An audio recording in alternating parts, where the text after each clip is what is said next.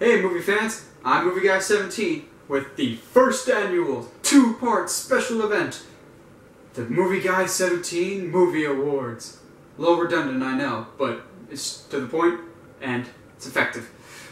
So, as mentioned by the awesome sounding title, this is a special two-part movie awards show. So I will be giving out this prestigious award, which you can buy at any Disney store, really. It really has no value, but I'm awarding both the winners and the losers of this year's movie season. That being said, this is not your typical awards show. The categories presented this evening will not be your stereotypical Best Actor, Best Actress of this, that, and the other thing. No, this will have more of a fun, entertaining Movie Guy 17 twist to it. Take, for example, our first category. Our first category of the evening: surprised your movie didn't suck. Okay, and the nominees are 22 Jump Street, Transformers, and Ninja Turtles. Which of those three didn't suck? 22 Jump Street is the winner. Stand up and say hello to the crowd. Channing Tatum and Jonah Hill, you guys made a good movie. Okay, now I really wasn't expecting much from this movie, and that's why it wins this category. I really like 21 Jump Street, but I didn't think this one was going to do that well because historically, comedy sequels are typically trash. Yeah, you heard me right. Trash. They never have that same type of magic as the first one. Either that, or they try and just do a carbon copy. Now you have some that are okay at best, but they really aren't as good as the original. 22 Jump Street, in my mind, was actually better than the original. So, hats off to you guys, Phil Lord and Chris Miller, for making an excellent film that was a lot of laughs, and showing once again that Channing Tatum and Jonah Hill have amazing chemistry and have great funny bones. So, first award of the evening goes to you guys. Take this for what you will. Not much. But, award's an award. Moving on to our next category is surprise, I'm actually good! And the winner for that, also another Phil Lord and Chris Miller movie. These guys really came out of their shell this year. With Phil Lord and Chris Miller's The Lego Movie. Now, I loved Legos growing up as a kid, and so I was really excited for this movie, but at the same time, I thought it was going to be a toy cash grab, which basically would make a whole bunch of Lego sets and kind of a mediocre movie. What followed was one of the most original, creative, hysterical, and well-animated films that I can recall of recent memory. It was a lot of fun and a good time to be had. So, it was like Emmett just snuck up behind you and said, "Hey guys! I hope you enjoy your movie." I guess, now that I think about it, not just Emmett, but Chris Pratt also did that. Chris Pratt came out of nowhere. Guardians, Lego Movie, next you're gonna have him teaming up with raptors and all that? Okay, dude, you're big time now. You've gone from that to that. Good job. Now, we can't all be winners here. So, we gotta have, yes, some pleasantly surprised me, some surprised me, and not for the best. So, what was the biggest letdown of the year? Yeah, I gotta look you straight in the eye, Sony. Amazing Spider-Man 2, you are the weakest link. Yeah, you were definitely the one that I had my biggest expectations for. But, once again, you say, Movie Guy 17, there are way worse movies out this year.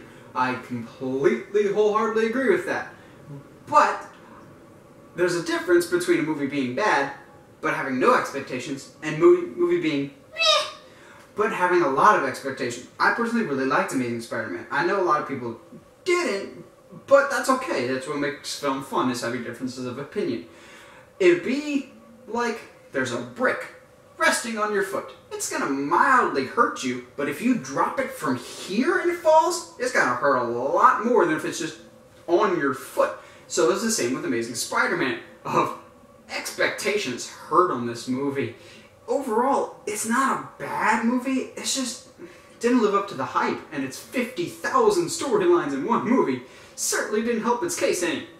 So Sony, please, for your own sake, get your act together for Amazing Spider-Man 3, or do the right thing and give Spidey back to Marvel. because we know you're thinking about it now. We've seen the emails. Do it! Anyway, take it and run into your shame corner. Next up, we have Best Moment of the Year. Okay, the winner of this, the overall movie is not the best movie of the year. But I took one specific part of that movie and decided that that was the best of that movie. What movie am I referring to? Godzilla. Now, Godzilla did a lot to reestablish the awesomeness of the King of Monsters. It wasn't a great movie. I wouldn't even call it a good movie, really, if I'm being honest. Godzilla's in the movie for 15 minutes, but when he is on screen, he leaves a big impression. So the best moment for me of all the movies that came out this year was the first Godzilla roar. We get that head-to-toe shot, Krane's back, and just... yeah, that. So, what made that so special? Well, for me, it was all the experience. I saw it in arguably what was kind of the equivalent of an IMAX theater, but a little bit bigger. It was great with surround sound and really comfy seats. It was an actual experience, and you don't have that very often of when you see a movie, it's an experience, not just a film. That shook the seats. I felt it coming at me. I could feel the vibrations, so it was a great moment. While the film wasn't anything to write home about, it still had that great, awesome moment to shake you in your seat and remind you what joy it is to go to the theater, not just watch a movie at home. The last category for part one of this is Best Fun Movie. This is not the best movie of the year, but it's the most fun movie of the year. The best movie will be my final movie for next video, for the grand finale. So what was the best fun film of the year? Oh, hands down, you all know the answer to this one. Guardians of the Galaxy. No one saw this film coming. And if you did, okay, show off. You must have been one of those 5 people that actually read it before this movie came out. But, oh my goodness, all these guys had a big coming out party. Like I already said, Chris Pratt has had one heck of a year this year. Drax, Dave Bautista, okay. You're no Rock, really. The Rock is a better actor than you. But you played your part perfectly in this, and I'm really looking forward to seeing you as a Bond villain.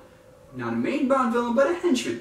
You guys had this fun, very different film, which was nice to see something different and creative from a Marvel film, because it started to feel like very formulaic.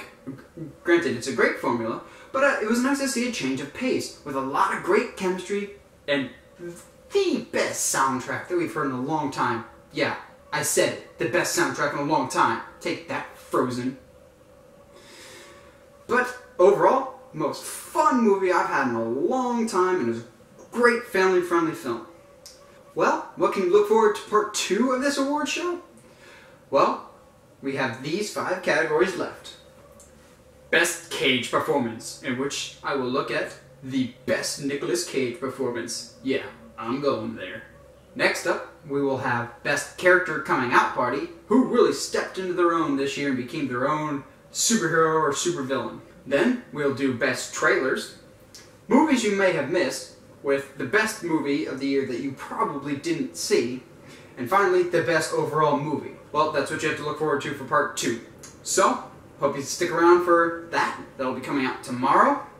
And if you like what you see and you want to see more, go to facebook.com/movieguy17 or Twitter at nmovieguy17.